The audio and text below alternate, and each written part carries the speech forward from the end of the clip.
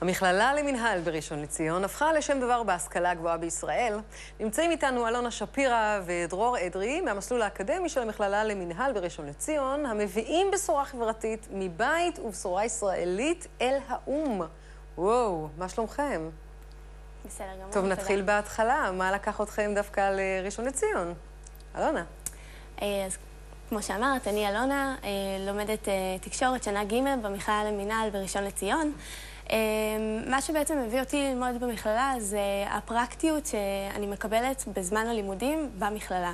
אני משתתפת בסדנה שנקראת סדנת ספוט, שזו סדנה שבמסגרתה אנחנו בתור סטודנטים בונים קמפיינים חברתיים לעמותות וארגונים חברתיים שונים. בעצם במסגרת תוכנית הלימודים, שזה רגע, מאוד מיוחד. בואי נתחיל. את ילידת המקום? את מראשון? לא. אז יש עוד הרבה מכללות בארץ, למה דווקא שם? נכון מאוד, בגלל שהמכללה למינהל היא ידועה בתור אחת המכללות עם הפרקטיקות הכי גבוהות. יש לנו אולפנים, מצלמות, רדיו, 106 FM שאנחנו משדרים ממנו. גם את שדרנית רדיו? לא. אני מתעסקת בתחום הפרסום. כחלק מהלימודים, כפי שאמרתי, אני משתתפת בסדנת ספוט, שזו סדנה של שיווק חברתי, שבעבר הסטודנטים בסדנה יצרו קשר עם עמותות שונות, למשל אור ירוק ותנו לחיות לחיות. גם השנה עשינו פרויקטים מאוד מיוחדים במסגרת הסדנה. אשמח לספר.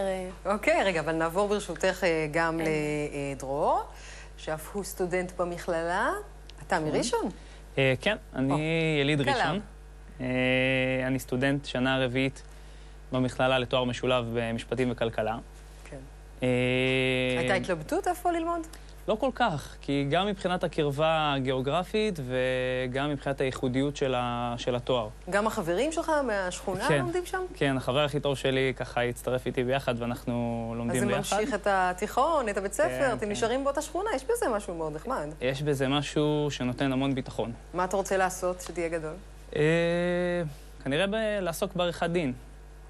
ורגע, עכשיו, בהתחלה הבטחתי איזושהי בשורה. נכון. שלכם לאום. נכון, נכון.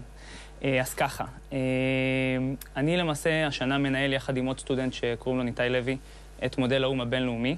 זו השנה הרביעית.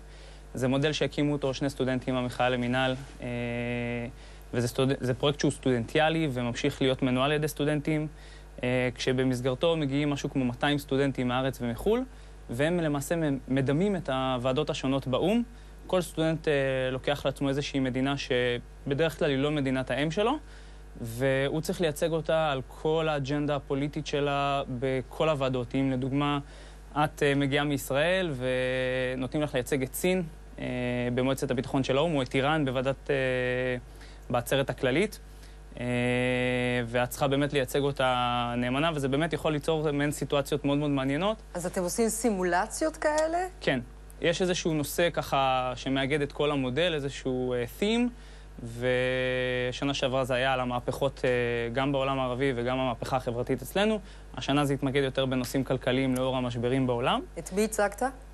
אני לא מייצג, אני מנהל את המודל ככה מלמעלה, אבל יש לנו המון, יש לנו למשל סטודנטית בשנה שעברה ישראלית, שהיא מאוד דוגלת בזכויות ושוויון נשים, ויצא לה לייצג את איראן בוועדה לזכויות נשים. את מי? את איראן.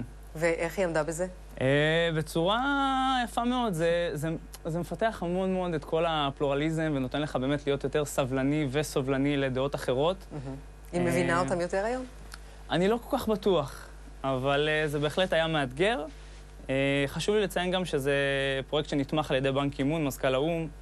יפה. וגם על ידי נשיא המכללה למינהל. אז יש סיכוי שנראה אותך, או אחד מחבריך, יום אחד כנציגנו באום. אולי. האמת שאני מזמין את כולכם באמת להיכנס ולקרוא עלינו גם בגוגל על מודל האום. השנה הוא יערך בקיץ, ב-13 לאוגוסט. זה פרויקט שאורך 8 ימים. ואחד היתרונות באמת היותר יפים שלו, שהוא מהווה מעין הסברה עקיפה למדינת ישראל.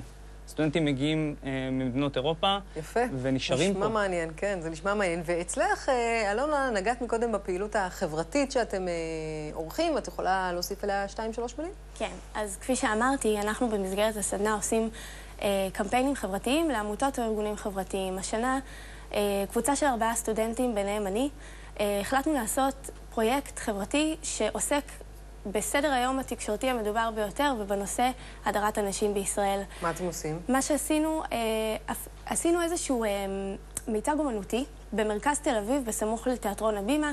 הצבנו כלוב שדימה מטאפורה של האמרה "כולאים אותנו". בעצם גייסנו 3 סטודנטיות ושמנו אותם בפנים, כשעל פיהם מסקינג טייפ, והם נשאו שלטים שאומר "בואי אשמיעי את קולי". בעצם מה שקרה זה שעוברי אורח עברו, אני וחבריי עמדנו בחוץ עם מסקינג טייפ, ופשוט הזמנו אנשים להיכנס לכלוב ולהביע את ההזדהות במצב האבסורדי שקורה כרגע במדינת ישראל. אני זוכרת את אתי אנקרי שר על זה עוד לפני הרבה מאוד שנים. היית סוגר אותי אם היית יכול. נכון מאוד. במסגרת הסדנה אנחנו לומדים איך בעצם להשתמש בתקשורת כדי להפיץ את הרעיונות שבעצם אנחנו יוצרים. ובשביל שבאמת נוכל לעשות דבר כזה, גייסנו כלי תקשורת שונים, גלי צהל, רשת ב' ועוד. טוב, זה נשמע שאתם בדרך הנכונה. נכון מאוד, ואכן זה זכה לסיקור, ואני בתור סטודנטית במכללה למינהל הרגשתי שזאת התרומה שלי בנושא הזה, והרגשנו שאנחנו פשוט עושים חיל ומפיצים דיון ציבורי חשוב מאוד. יפה מאוד, הרבה בהצלחה. אגב, יין אתם אוהבים? מאוד. את היקב אתם מכירים. נכון. מן הסתם. צוות נקודה